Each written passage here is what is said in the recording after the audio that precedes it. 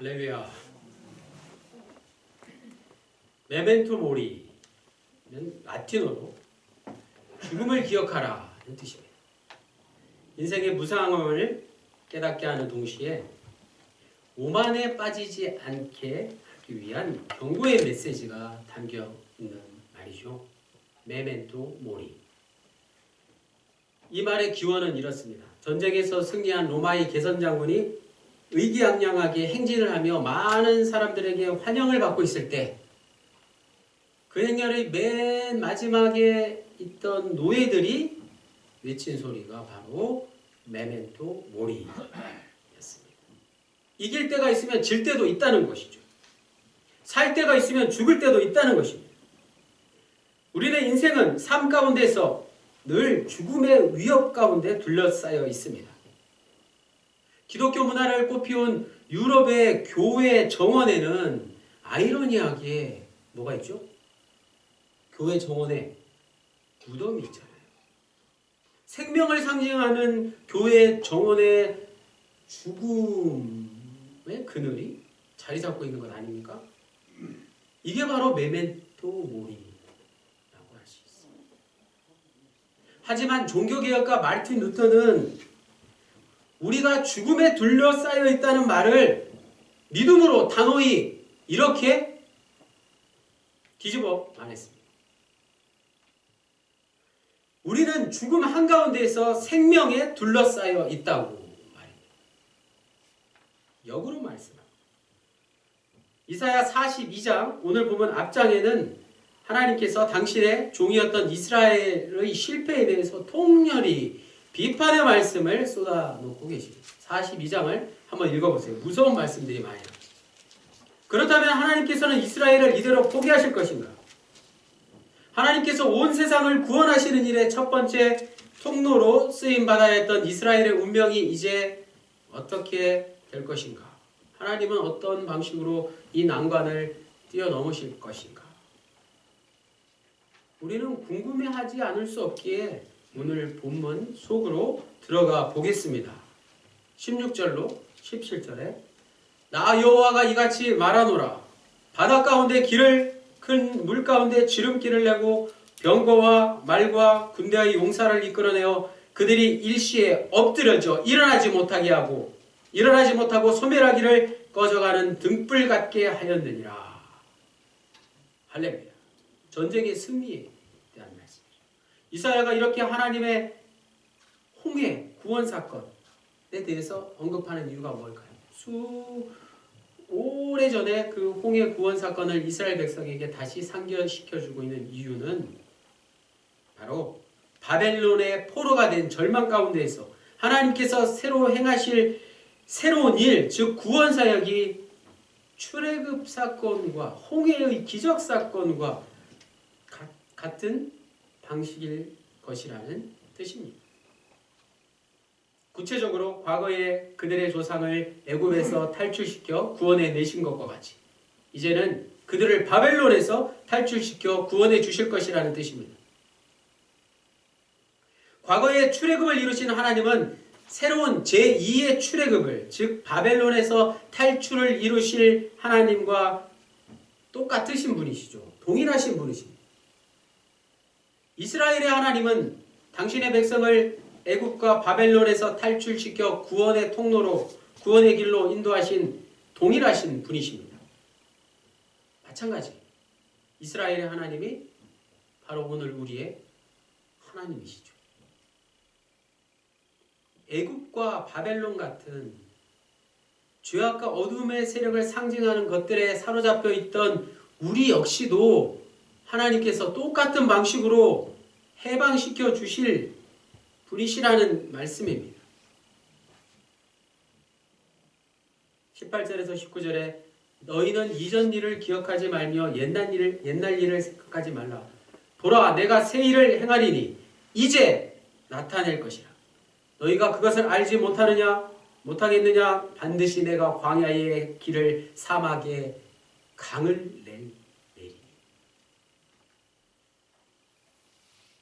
자, 문맥상 이전 일과 옛날 일은 뭐죠? 출애굽 사건을 가르치잖아요. 그런데 좀 이상하지 않아요? 반드시 기억하라고 하셨다가 지금은 뭐라고요? 기억하지 말라고 말씀하시네. 왜 그럴까요? 그건 이스라엘이 이미 경험한 과거의 구원을 의미한다기보다 이스라엘이 과거의 고통의 세월을 뒤돌아보며 슬퍼만 하고 자포자기하며 과거에 연연하는 것, 집착하는 것, 그것을 버리라는 뜻이죠. 이전 일과 옛날 일이란 이제 곧 끝나게 될 고난을 말하는 것이고, 고난에 집착하거나 슬퍼하고 좌절하는 일을 멈추고 마음을 활짝 열어 하나님의 새 일, 즉 새로운 구원을 경험하라는 뜻입니다. 이제 홍해가 다시 갈라지는 그런 일은 일어나지 않을지 몰라도 대신에 광야에 길이 생기고 사막에 강이 흐를 것이라는 말씀입니다. 바벨론에서 이스라엘로 가는 길에는 바다는 없잖아요. 하지만 그와 비슷한 일이 일어나게 될 것이라는 뜻입니다. 중요한 건 그 누구도 예상치 못할 전혀 새로운 일이 분명히 이스라엘 백성들에게 일어날 것이라는 말씀입니다. 마찬가지 우리네 일상에서 나는 얼마나 하나님의 새로운 일을 기대하고 또 소망하고 경험하고 있느냐. 내가 얼마나 새로운 시각으로 열린 눈으로 나 자신과 저 세상을 보고 있느냐. 그런 말씀이 될 수 있습니다. 오늘 우리는 18절 19절 말씀 주보에 제가 기록한 금주의 요절 말씀 19절에 나와 있는 이제라는 단어에 주목할 필요가 있습니다. 저는 어릴 적 아버지로부터 이런 말씀을 들은 기억이 있어요. 절대라는 말을 사용하지 말자. 이렇게 아버지가 가르쳐 주셨어요. 우리가 절대 뭐 하지 않겠다. 나는 절대 뭐 하겠다. 이렇게 말을 해놓고는 은근슬쩍 하잖아요. 절대라는 말을 하는 동시에 그 말은 지킬 수 없는 말이 될 수 있다는 거예요. 절대라는 말은 절대자 하나님만이 쓰실 수 있는 말이 된다는 것입니다. 또 이제라는 말도 마찬가지입니다. 보훈회포는 이제는 이라는 말을 이렇게 아주 깊이 묵상하고 있습니다. 오늘 우리는 이제부터라는 말을 얼마나 많이 반복합니까? 하지만 그것은 이교적 사고이며 악이 주는 환상이 될 수 있습니다. 오직 하나님만이 그분이 원하실 때 인간과 새로운 일을 시작하실 수 있기 때문입니다. 인간이 원할 때, 내가 원할 때 하나님과 시작할 수 있는 게 아니라는 뜻이에요. 인간은 절대 할 수 없고 단지 그것을 위해 기도할 뿐이라는 말씀입니다. 이제는 내가 어떻게 하겠다 이런 말도 사실은 우리가 책임지지 못하는 말이 될 수 있다는 것입니다. 하나님이 함께 하실 때 쓸 수 있는 말이 바로 절대, 이제라는 말이 될 수 있다는 말씀이죠. 20절에 장차 큰 들짐승 곧 승냥이와 타조도 나를 존경할 것은 내가 광야의 물을 사막의 강들을 내어 내 백성 내가 택한 자에게 마시게 할 것이니라. 한 번 더 강조해서 말씀드리자면 하나님께서 행하실 새로운 일이란 이스라엘에게는 더 이상 기대되지도 않고 더 이상 열망되지도 않고 더 이상 믿어지지도 않는 그런 일입니다. 한마디로 하나님의 일은 불신앙과 믿음 없음을 깨트리는 일입니다. 그래서 이사야는 매우 강력한 어조로 하나님께서 행하실 새 일을 보라 이렇게 말씀하고 있습니다. 지금 우리에게도 하나님의 일, 새로운 일이 일어나고 있으니 두 눈 똑바로 뜨고 보라는 말씀이 될 수 있습니다. 지금 새로운 일이 얼마나 많이 일어나고 있습니다. 밖을 보십시오. 마지막 21절 우리 다 같이 함께 읽겠습니다. 이사야 43장 21절 시작.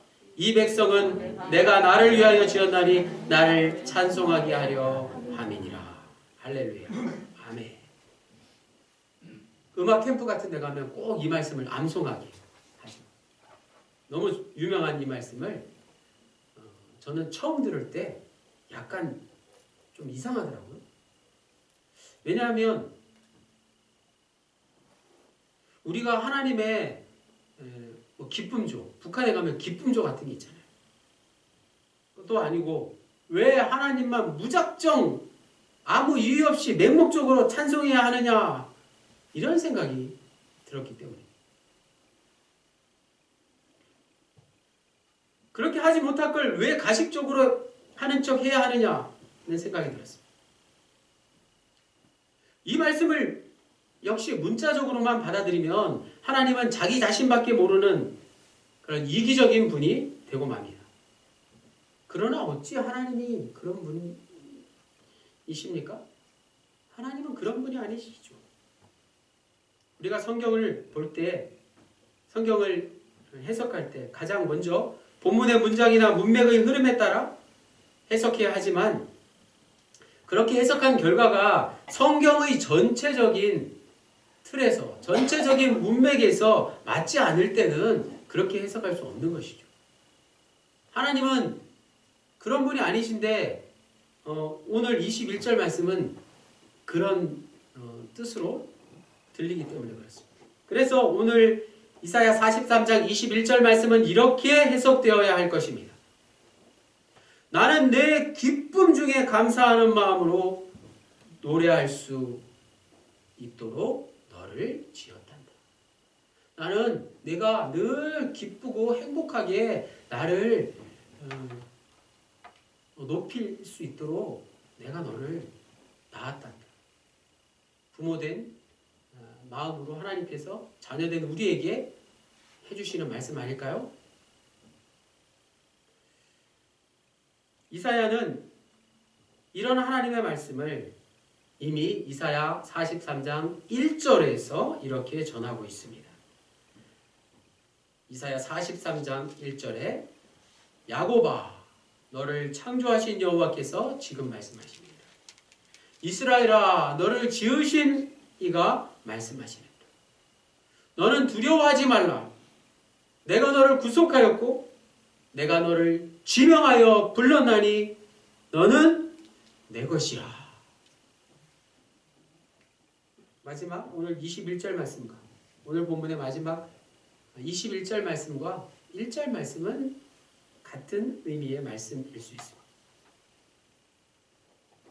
그러므로 길 되신 주는 우리의 삶을 죽음에서 생명으로 인도하시는 분이십니다. 인생의 갈림길에서 우리가 선택한 이 길은 분명 좁은 길입니다. 한웅재 목사님의 소원이란 찬양의 가사를 들려드리겠습니다. 삶의 작은 일에도 그 마음을 알기 원하네. 그 길, 그 좁은 길로 가기 원하네. 나의 작음을 알고 그분의 크심을 알며 소망, 그 깊은 길로 가기 원하네. 저 높은 산이 되기보다 여기 오름직한 동산이 되길. 내 가는 길만 비추기보다는 누군가의 길을 비춰준다면 삶의 한 절이라도 그분을 닮기 원하네. 사랑, 그 높은 길로 가기 원하네. 우리가 가는 길, 주님 가신 길은 좁은 길이지만 가장 깊은 길이요, 가장 높은 길이라는 사실입니다. 정령 진정한 길이 되시는 주님이 가신 그 길만이 오늘 우리에게 생명의 길이라는 사실을 분명히 깨닫기 원합니다. 시작과 함께 드린 말씀 메멘토 모리, 즉 죽음을 기억하는 것이 곧 생명이라는 뜻입니다. 생명을 아는 것이, 생명을 아는 것은 생명이 어디에서 왔으며 생명이 어떻게 완성되느냐를 아는 것이 진정한 생명을 아는 것입니다. 생명은 단순히 목숨만을 뜻하는 게 아닙니다. 요즘 초등학생들도 난 누구, 여긴 어디 이런 말들을 해요. 굉장히 심각한 질문이죠. 정신 차리라고 하는 말이기는 하지만 오늘 우리에게 가장 실존적인 질문이자 가장 솔직한 고백의 답을 저와 여러분은, 우리 모두는 이미 알고 있습니다. 우리는 예수 그리스도가 바로 죽음을 극복하신 유일하신 분이라는 사실, 그분만이 진정한 길이요, 진리요, 생명이 되신다는 사실 말입니다. 그분만이 우리를 어떤 형편 가운데서도, 어떤 상황과 환경 속에서도 가장 부유하게, 동시에 가장 겸손하게 하실 분이시죠. 길 대신 주님만을 따르며 주님을 찬송하며 남은 여생을 살아가시는 우리 모두가 되시기를 주님의 이름으로 간절히 축원합니다. 기도드리시겠습니다. 주님, 하나님만이 새로운 일을 행하실 수 있습니다. 사망도 하나님의 새로운 일을 막을 수 없습니다. 우리의 인생의 유일한 바른 길이 되시는 주 하나님이 우리를 어떻게 인도하실지 그저 고맙고 감사할 따름입니다. 길 대신 예수 그리스도의 이름으로 기도드립니다.